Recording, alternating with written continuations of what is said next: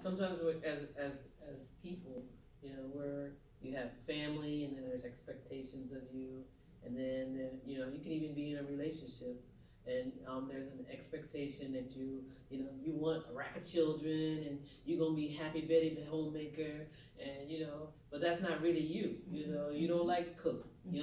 So but if you can be honest and true about who you are and what you like and what you do, then you are authentically, truly yourself. But why can't we be honest? Why can't we be honest? Afraid of what people will say or people will Judgment. Judgment. People would, so you don't want to go against the grain. So you take courage for you to go against the grain and do what you want instead of doing what people you may think that they want you to do or what you should be, or maybe personally or professionally. And you have to be able to ready to let go of the. I mean, I'm at that space really now in my life where I'm ready to let go of the folk who don't like the choices that I made, or I mean, it really they're not living my life. Amen. I'm living my life. Okay. And we all want to be loved, and accepted. So that's just it's a natural inclination to do things or to say things that you think people want to hear, or act the way a person wants. You think people want you to act because you want to be accepted. Right. And so when it says to grow up, what does that come out? How does that land with you? What does that speak to you? You had to drop some Maturity. things. Yeah. You had to drop Maturity. some. You had to drop some things in your, to me, for your life. Because when I saw that, it takes courage to grow up.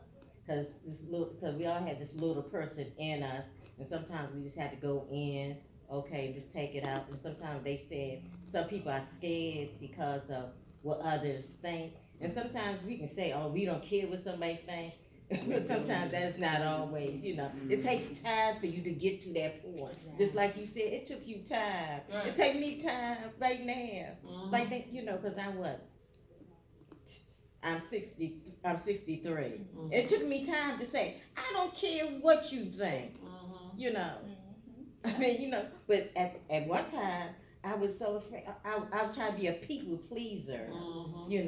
I wanted to be how she said, everybody need to be loved. Yeah. Okay, I mean, that's a good quote, but sometimes, what kind of love? It's kind of hard, I mean, I don't want everybody just to love me, just to be loving me, Or because you fit what who they think deserves to be loved. Yes. There's a point in time where it doesn't matter about what you think that is deserving of love.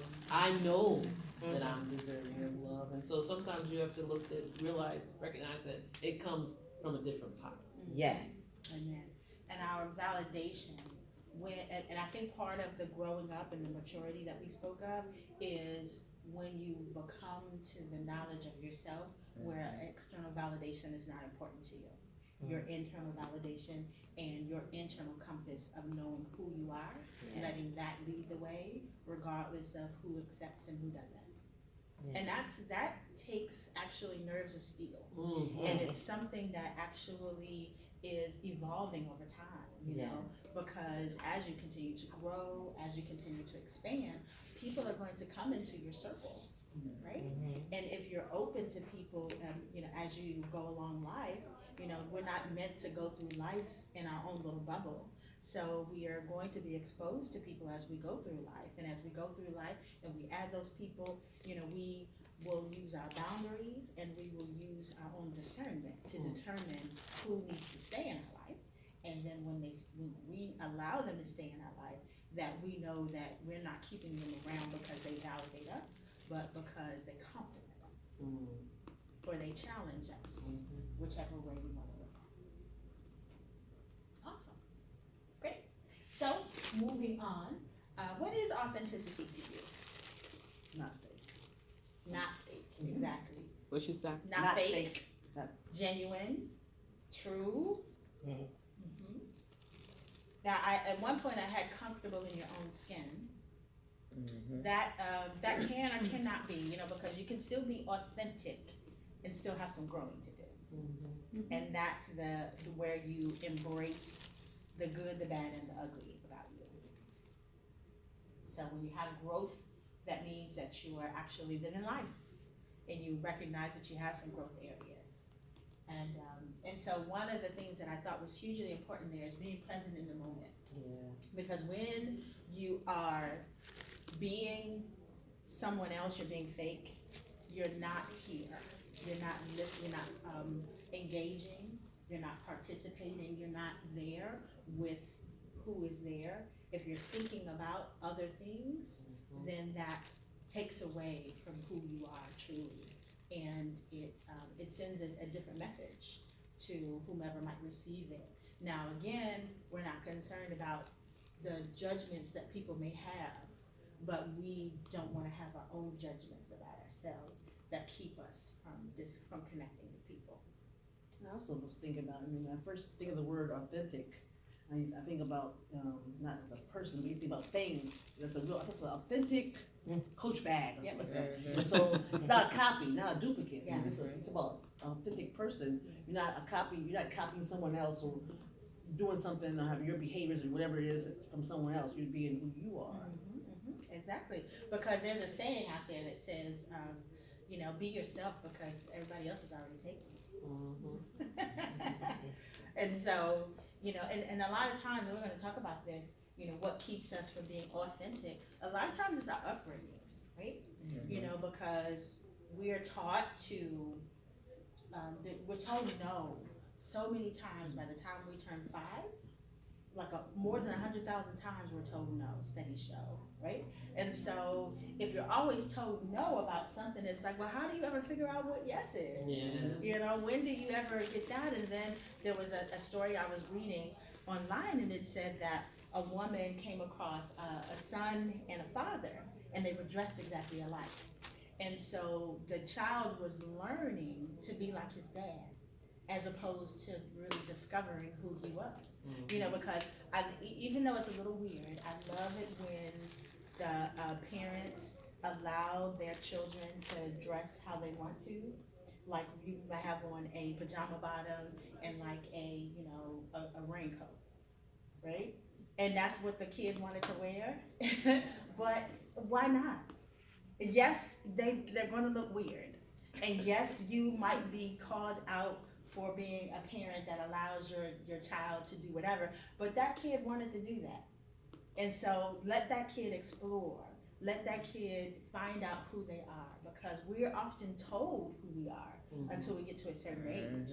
And then it's like, okay, you're 18, you're ready to go out into the world, and you're supposed to say, and who am I? You've told me all along I was. And now I'm grown out here, I'm expected to provide for myself, I'm expected to learn these life lessons, and I don't even know who I am. So when it comes to really exploring who you are, a lot of us, we have been told who we are. So I want us today that, you may already know, but we're going to go deeper into discovering who we are. So this is just a sum of the things that prevent us from being authentic, being a people pleaser, right? So I am a reforming people pleaser. So I'm not completely reformed, but I grew up, wanting to have the love of others, wanting to have the acceptance of others. So I was one of those shapeshifters. I was this way with this person and that way with another, in this place and that in the third. And so when it comes to learning exactly, discovering who we are, when we have these hang-ups, it kind of gets in the way. It doesn't allow us to even understand who we are, let alone be who we are. And so anything that you don't see up there that you think has prevented you from expressing your authenticity?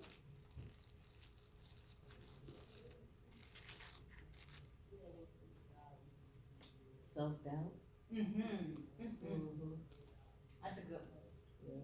Yeah. For a long time, I would say protecting self-image. Yeah.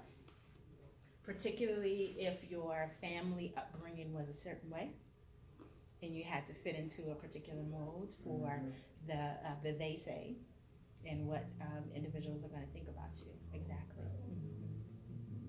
What was it about your image that you wanted to protect?